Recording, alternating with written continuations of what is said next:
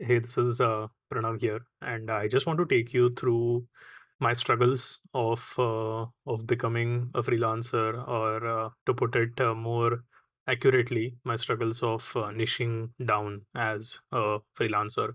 So, to give you some context, I recently quit my full-time job.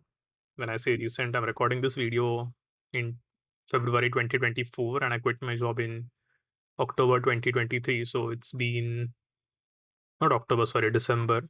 So it's been a couple of months now, and I'm looking to become a niche freelancer. Of course, I want to work in a specific niche to be known in that particular thing. So basically, do one thing well, or do a couple of things or three things well for a specific vertical.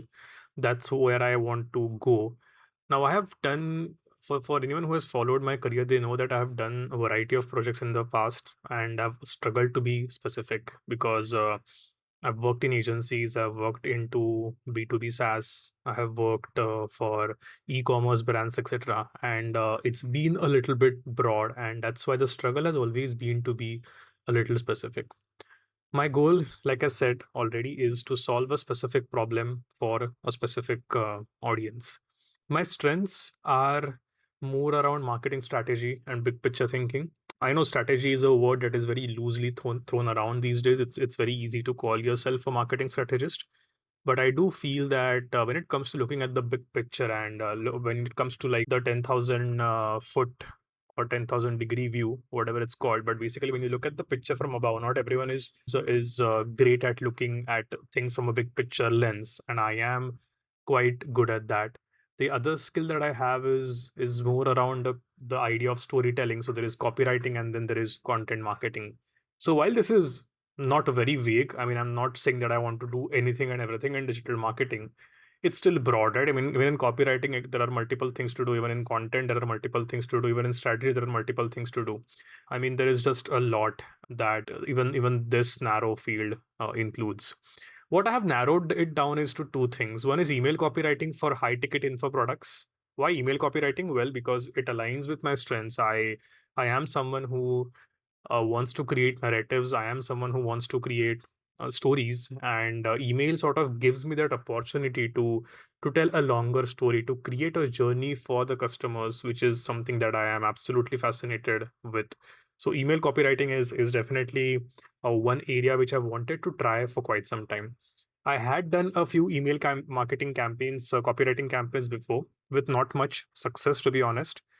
Recently, in fact, as we speak today, I completed a successful email copywriting campaign for a client, for a high ticket client, and I was able to generate quite a nice sales pipeline for them.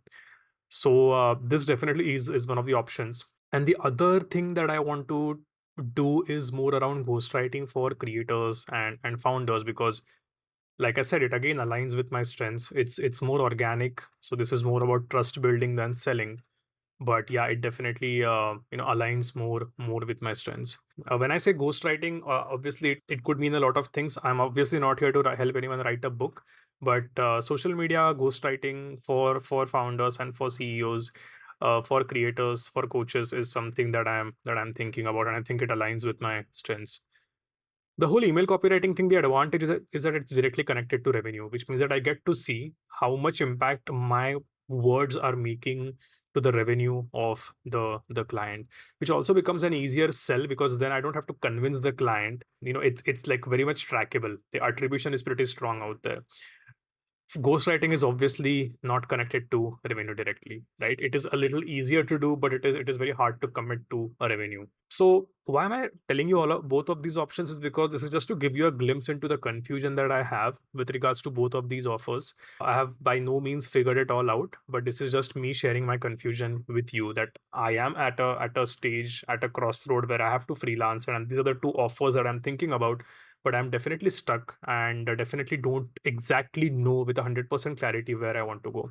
Then there is limited access to the target market. When it comes to email copywriting clients, there are very specific criteria that the client needs to fulfill. The client needs to sell a high ticket product. The client needs to have, let's say, an email list of at least 8,000 people for me to be able to make a dent.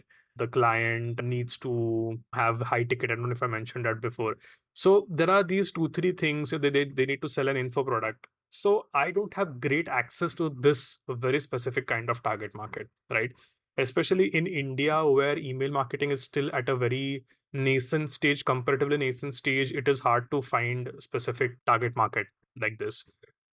Ghostwriting, compared to that, I believe I have a much wider arena, a much wider area to play with. Of course, even in ghostwriting, I eventually want to specialize. I want to, let's say, only work for, I don't know, SaaS founders or coaches. I don't know that yet. But I have, for now, I'm going to keep it broad and I have relatively more access because you just have more volume. And I know a lot of people who are, let's say, founders, agency owners, and who fall into that category. The other fear that I have is that most of the market is in the world of email copywriting is dominated by aggressive direct response. My copywriting, on the other hand, is inspired by people like Andre Chaperon, which is more around storytelling. It's more around empathy, basically taking people through a journey instead of just selling them. It's not really about push your product down their throat, but it's about attracting the right audience and then creating a strong pull towards your product. Compared that to ghostwriting, I feel more comfortable because ghostwriting is not usually about selling. It could have selling, but it's typically more about trust building. So these are, like, the pros and cons that I'm sort of weighing when it comes to comparing these two offers.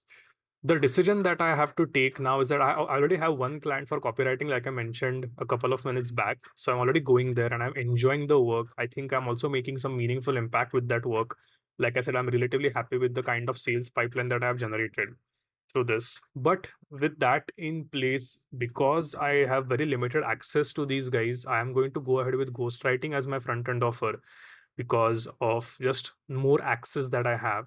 And then, of course, like one very important thing that I keep reminding myself, and in fact, everything that I'm saying here is more of a reminder for myself than for anyone else. Whatever I sell as the front end is my positioning, but whatever I do behind, right, it's like putting like a board on the shop. You have one thing that you promise, but of course, when the client buys that particular service, you can always sell multiple things at the back. So this is going to be my front end offer, which means that maybe in the back end I could do email copywriting for them. I could do landing page copywriting for them. The options are endless. But when it comes to finding new people, how they discover me is that, okay, this guy is a ghostwriter for coaches and creators. And in fact, I could be more specific also. I could probably say, okay, I am maybe a LinkedIn ghostwriter. That's it. This is more of a documenting video. I wanted to share my struggles with you and how I'm thinking about these things. And I hope, even this does not come with a conclusive answer, I hope that just me sharing this journey with you and me sharing my struggles with you is something that you find value in. That's it. Thanks. Bye bye.